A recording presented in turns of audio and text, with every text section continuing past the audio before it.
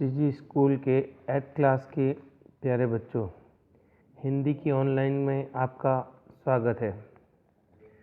हम पाठ 7 पढ़ रहे थे, क्या निराश हुआ जाए। क्या निराश हुआ जाए, इसका हमने अध्ययन किया कि कैसी भी विकट परिस्थितियाँ हो, माहौल हो, संघर्ष हो, दुनिया के वातावरण हो, हमें उनसे हार नहीं मानना है। इस यहाँ तक हमने पढ़ लिया था। परंतु भूख की उपेक्षा नहीं की जा सकती, बीमार के लिए दवा की उपेक्षा नहीं की जा सकती, क्योंकि बीमार होता है तो उसके लिए दवा बहुत महत्वपूर्ण होती है, इम्पोर्टेंट होती है। उसको हम इग्नोर नहीं कर सकते, उपेक्षा यानी टाला नहीं जा सकता।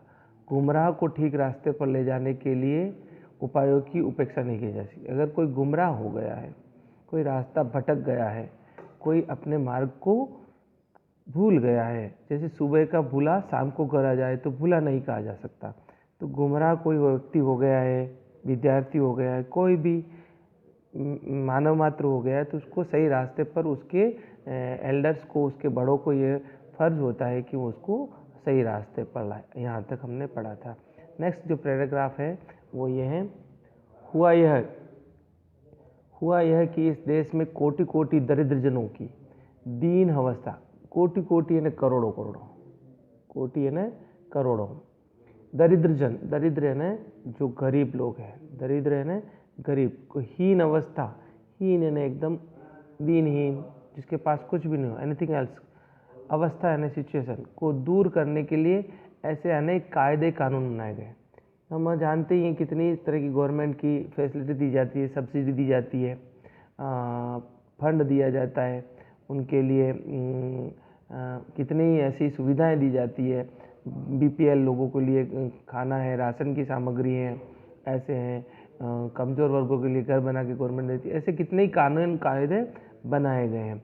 जो कृषि, खेती के लिए आप जानते हो इंश्योरेंस भी होता है। खेती में अगर फसल खराब हो जाती है तो उनको फसल बीमा कराने के साथ में गवर्नमेंट उनको नुकसान की भरपाई के लिए भी उनको पैसे देती है। इससे कृषि है, खेती में एग्रीकल्चर। उद्योग यानी वाणिज्य, उद्योग का मतलब होता है फैक्ट्रीज, कल कारखाने। वाणिज्य बिजनेस, शिक्षा एजुकेशन, स्वास्थ्य हेल्थ डिपार्टमेंट, इनकी स्थिति को अधिक उन्नत का मतलब होता है ऊंचाई की ओर ले जाना, प्रोग्रेस करना। सुचारू यानी कंटिन्यू, उसको चालू करना, सही ढंग से चालू करना, इम्प्लीमेंट करना, बनाने के लक्ष्य से प्रेरित यानी उसको मोटिवेट किया गया। परंतु जिन लोगों को इन कार्यों में लगता है कि उनका मन सब समय पवित्र नहीं होता, ये ज़रूरी नहीं है कि अच्छा काम करता हो व्यक्ति तो अच्छा ही हो, कभी कभी ऐसा भी देखा जाता है। प्राय वे ही लक्ष्य को भूल जाते हैं, जो अच्छे कार्य को करने वाले हैं वो भी कभी कभी मिसगाइड हो जाते हैं, लक्ष्य से विचलित हो जाते हैं, कुछ लालच या लोभ में आ जाते हैं, अपनी ही सुख सुविधाओं की ज़्यादा ध्यान देते हैं, अपनी सुख सुविधाओं की ओर ध्यान देने लगते हैं। अधिकतर सरकारी अधिकारी या नेताओं के लिए ये बात कही जाती है कि वो सुख सुविधा में रहते हैं और उसका पूरा फायदा लोगों को ज़्यादा नहीं देते। ऐसा भी कहा जाता है। भारतवर्ष सदा कानून को धर्म के रूप में देखे जा रहा है। इसका मैं आगे आपको चार्ट के रूप में भी समझूंगा, पर अभी आप समझ लें इसको। भारतवर्ष सदा कानून को धर्म के रूप में देखता है। कानून है वह धर्म के रूप में, कि जैसे धर्म की जो चीज़ें होती है वो हम स्वाभाविक रूप से जीवन में इम्प्लीमेंट कर लेते हैं, अपना लेते हैं। तो कानून भी उसी तरह से जीवन में अपनाने लेना चाहिए, क्योंकि कानून भी एक तरह का जीवन का हिस्सा है। सरकार के नियम कानून जो होते हैं वो पब्लिक के लिए, उनकी व्यवस्थित चलने के लिए, राजकार्य व्यवस्थित चलने के लिए कानून बनाए जाते हैं। अगर हम नहीं मानेंगे तो वो उनका बनाना व्यर्थ हो जाएगा। तो आज एकाएक अचानक एकदम से कानून और धर्म में अंतर आ गया है। कानून अलग हो गया है और धर्म अलग हो गया है। धर्म को रिलीजियस से कॉन्टेक्ट कर लिया है, या धार्मिकता से बांध लिया है, या किसी हिंदू मुस्लिम सिख ईसाई इस संप्रदाय से मान लिया, और कानून सरकार की व्यवस्था मान ली गई।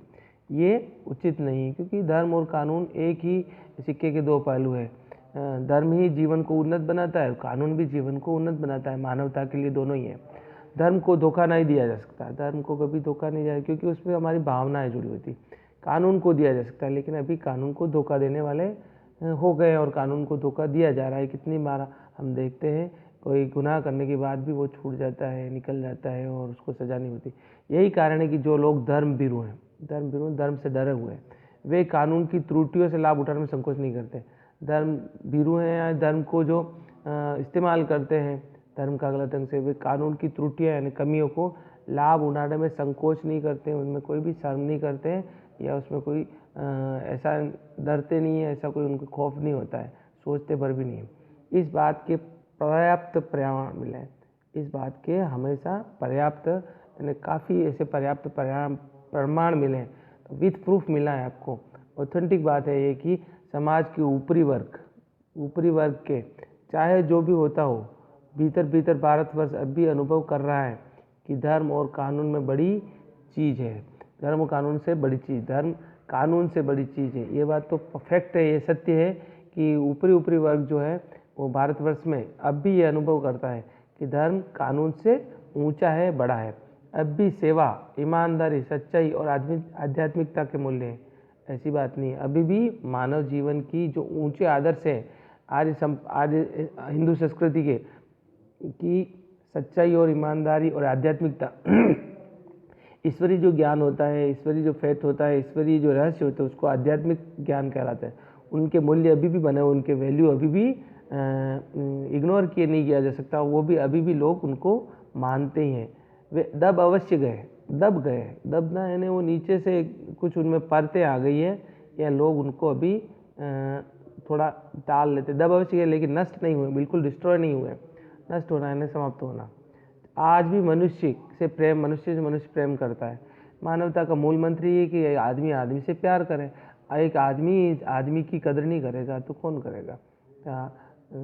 एक वो गाना भी है कि बस यही गलती मैं हर बार करता हूँ कि आदमी हूँ, आदमी से प्यार करता हूँ। गलती होती है, ये गलती कही जाती है लेकिन गलती नहीं। इंसान से प्यार करेगा तो वो परमात्मा तक पहुँच जाएगा। महिलाओं को सम्मान करता है, महिलाओं को सम्मान करना चाहिए। देवियों को पूजा जाता है, हमारे हिंदू संस्कृति में देवियों की उपासना की जाती है, तो महिलाओं का सम्मान करना ये भारतीय संस्कृति का शुरू से राजा महाराजाओं और हमारे ऋषि महर्षियों ने भी महिलाओं को देवियों के समान उनको सम्मान किया। यत्र नार्यस्तु पूज्यन्ते तत्र देवता रमन्ते, जहाँ नारियों का सम्मान होता है वहाँ देवता रमन करते हैं। ये बात फैक्ट है। झूठ और चोरी को गलत समझा है, झूठ और चोरी गलत ही होती है, तो इनको नहीं करना चाहिए। ये कोई मापदंड नहीं मानवता के कि झूठ कपट करके छल कपट के धन कमाया जाए। दूसरों को पीड़ा पहुंचाना, दूसरों को दुख देना पाप समझा जाता है। महाभारत के सब अध्याय को 18 अध्याय पढ़ने के बाद में जब महाभारत के रचिता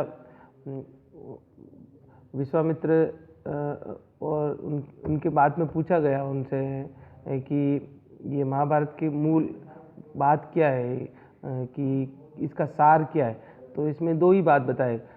परोपकार्यस्य पुण्य पर पीडनम पापम, दूसरों को दुख देना ही पाप है। दूसरों को दुख देना है। वेद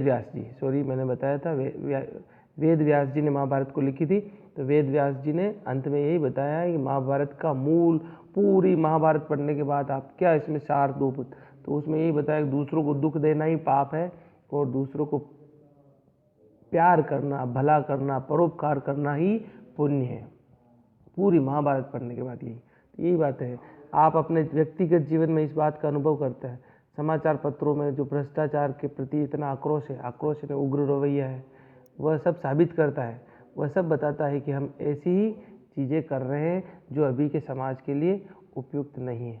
ये ऐसा थोड़ा कुछ चित्रों के बारे में भी हम समझेंगे, चित्रों से भी इस पाठ को अच्छे ढंग से समझेंगे। तो इसमें हम देखो आप, तो जैसे दरिद्र जन है, ये सब गरीब लोग हैं, ये गरीब लोग हैं ये हमारी असेंबली है, ये हमारी संसद है, यहाँ पे नेता चुन के जाते हैं, ये पूरे भारत का सिस्टम चलाते हैं। तो ये गरीब लोग हैं, इन गरीब लोगों के लिए उद्योग चलाए गए, इनके हाथ है, ये पूरे हमारे असेंबली के हाथ है, यही चलती। कृषि के सेक्टर में काम किया जाता है, शिक्षा के सेक्टर में काम किया जाता है, स्वास्थ्य के सेक्टर में काम किया जाता है।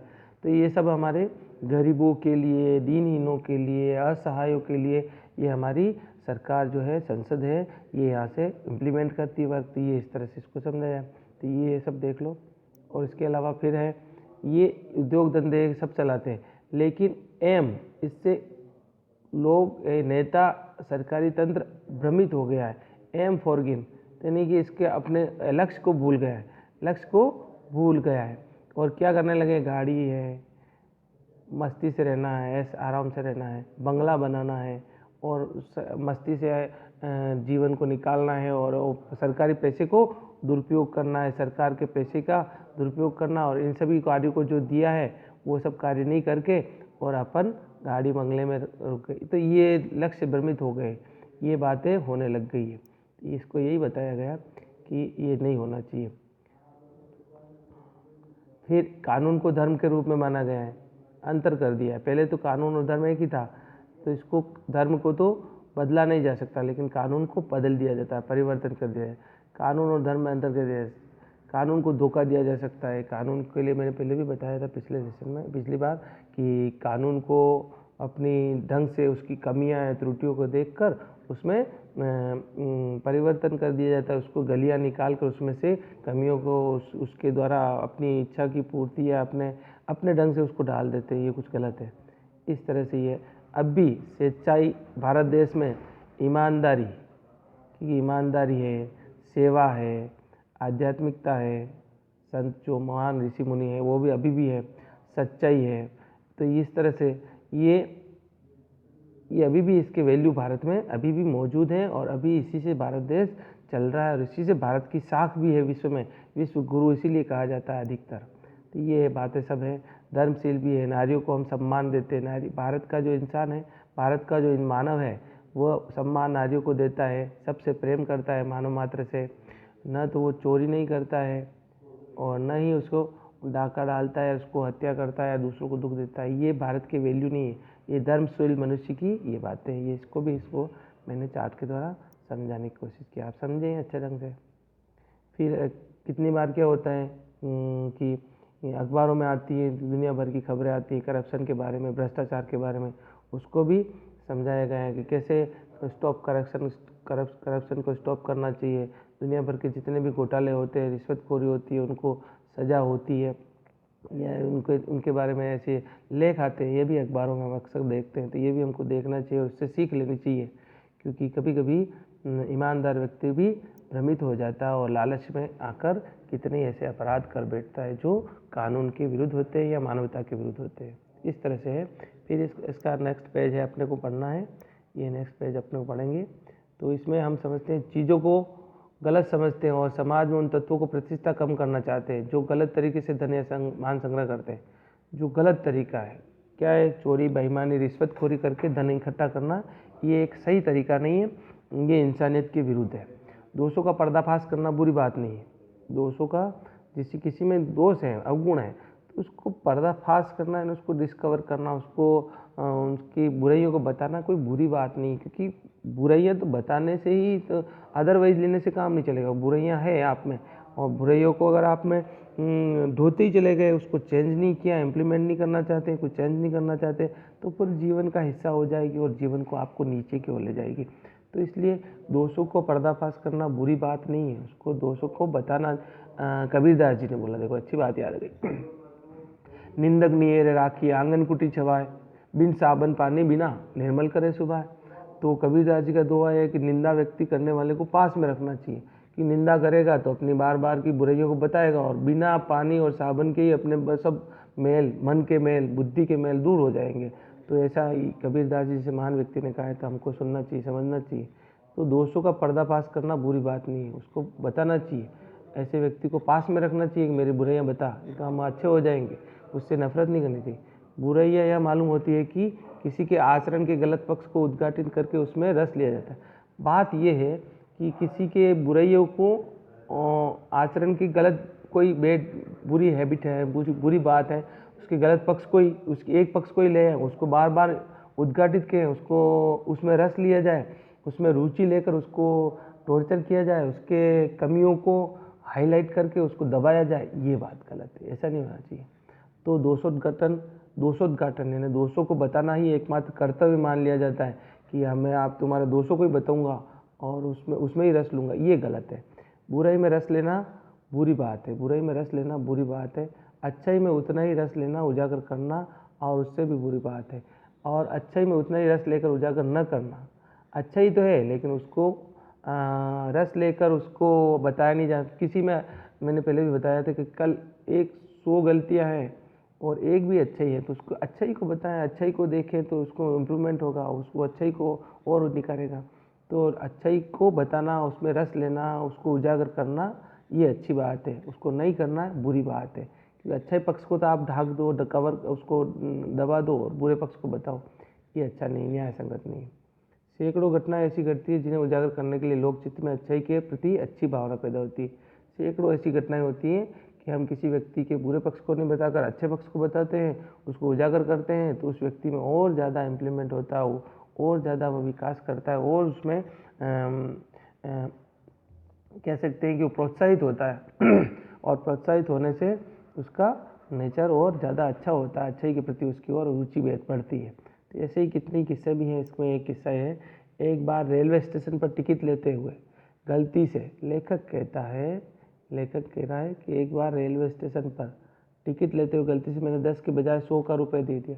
10 रुपये का टिकट लेना था और 100 रुपये दिए, और जल्दी जल्दी में गाड़ी में आकर कौन बैठ जाता है, बैठ जाता है, लेखक कहता है। तो टिकट बाबू उन दिनों सेकंड क्लास के डिब्बे में हर आदमी का चेहरा पहचानता उपस्थित हुआ। तो उस दिनों की बात थी कि भीड़ कम होती थी और टिकट देने वाला, उसने पता चल गया कि मेरे को 10 रुपये चाहिए और 100 रुपये 90 रुपये वापस लेके नहीं गया वो। तो वो ढूंढता हुआ गाड़ी में आया और वो उसको उपस्थित होता है ना, वहाँ पर आता है। उसने मुझे पहचान लिया। लेखक कहता है कि उसने पहचान लिया कि यही व्यक्ति मुझे 100 रुपये दिए और इसको 90 वापस देना है। तो बड़ी विनम्रता से, बड़ी विथ पोलाइटली मेरे साथ 90 रुपये रख दिए, मेरे को 90 वापस दे दिए। और वो ये कहने लगा कि यह बहुत बड़ी गलती हो गई मेरे से कि मैंने जल्दी जल्दी में आपको वापस 90 नहीं दिए। आपने भी नहीं देखा और मैंने भी नहीं देखा, आपने भी ध्यान नहीं दिया और मैंने भी नहीं ध्यान दिया। उसके चेहरे पर विचित्र संतोष की गरिमा में चकित था। इस तरह से उसके चेहरे पर जब हम कोई ईमानदारी का काम करते हैं, परोपकार का करते हैं, अच्छाई का काम करते हैं, तो हमारे अंदर एकदम से एनर्जी आ जाती है। गॉड गिफ्टेड, गॉड ब्लेस होता है, उसके साथ भगवान की एकदम कृपा आती है, क्योंकि शक्ति के साथ होते हैं। तो उसी तरह से इसके ऊपर भी एकदम से लेखक कहते हैं कि जैसे ही वो उस व्यक्ति ने, मेरे टिकट बाबू ने, वो मेरे को पैसे दिए और मुझे भी बड़ी असंतोष हुई, और उसकी गरिमा यानी गौरवपूर्ण स्थिति को देख के मैं चकित हो गया कि ऐसे ईमानदार लोग भी अभी भी हैं। कैसे कहूँ कि दुनिया में ऐसे लोग नहीं। आगे अगला पेज है, उससे पहले हम कुछ समझ लेंगे फोटो के द्वारा, तो ये भी आप समझ लें। देखो जिसमें गलत तरीका है पैसे कमाने का, रिश्वत करके, तो ये स्टॉप। धर्मशील व्यक्ति कहता है कि ये चीज़ नहीं होनी चाहिए, गलत तरीका है। पैसे संग्रह करने का ऐसा ही तरीका नहीं कि रिश्वत लेकर हम पैसे को इकट्ठा करे जाए और दूसरे लोग गरीब होते जाए, तो ये सही तरीका नहीं है। दूसरा इसके साथ ये भी था कि दोस्तों को बताना बुरी बात है, अच्छी बात बताना चाहिए। और वैल्यूज़ जो है मानव जीवन के, जो अच्छाइयाँ हैं वो इसी में है। ऑनेस्टी है, देख लो आप, अच्छी ईमानदारी है, और जिम्मेदारी है। और ये गलतियाँ तो इंसान से होती रहती है, तो ऐसे आप गलतियों को ही तो बताएं, ऐसी अच्छी बात नहीं। ये घटना ईमानदारी, कर्तव्य परायणता और जिम्मेदारी के मूल्यों को बताती है।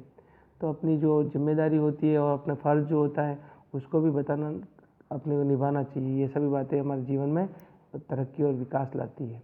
नेक्स्ट पेज जो है इसका, वो हम पढ़ेंगे कि खराबी रुक कर चलती थी। गंतव्य तक 8 किलोमीटर तक पहले ही एक निजी स्थान पर बस ने जवाब दे दिया।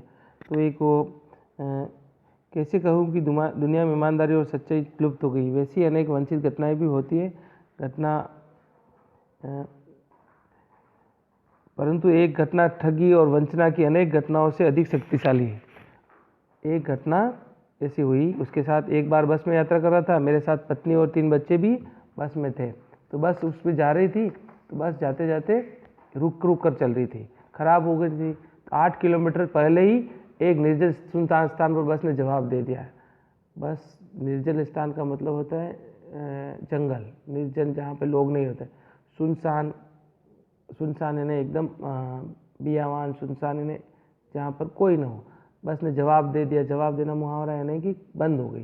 रात के 10 बज रहे होंगे, रात के उस समय कोई 10 बजे होंगे, क्योंकि रात को बस चलती है तो लोगों को खतरा रहता है कि कहीं अंधेरे में कुछ हो ना जाए। कंडक्टर उतर गया और साइकिल लेकर चलता बना। बस जैसे ही रुकी, कंडक्टर ऊपर गया बस के ऊपर और साइकिल लेकर चला गया। लोगों ने संदेह किया कि हमें धोखा दे दिया। लोगों ने संदेह किया कि इसने हमें धोखा दे दिया है।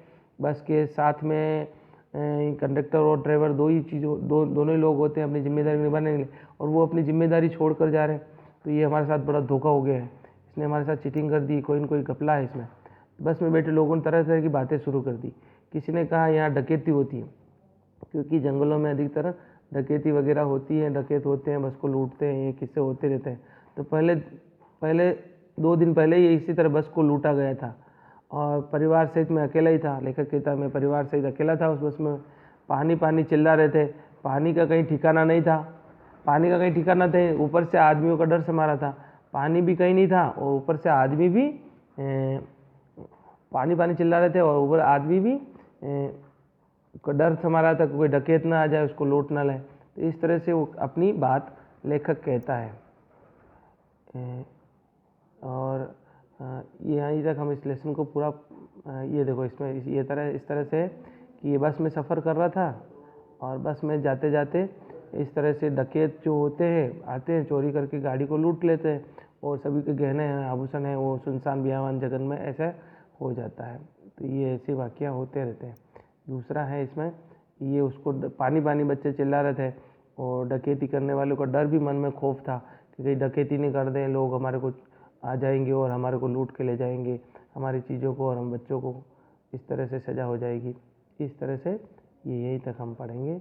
इसके आगे का जो लेसन है और क्वेश्चन आंसर है वो नेक्स्ट वीक हम पढ़ेंगे, क्योंकि अब इतना समय अपना हो चुका है, इसलिए आगे का हम बाद में पढ़ेंगे।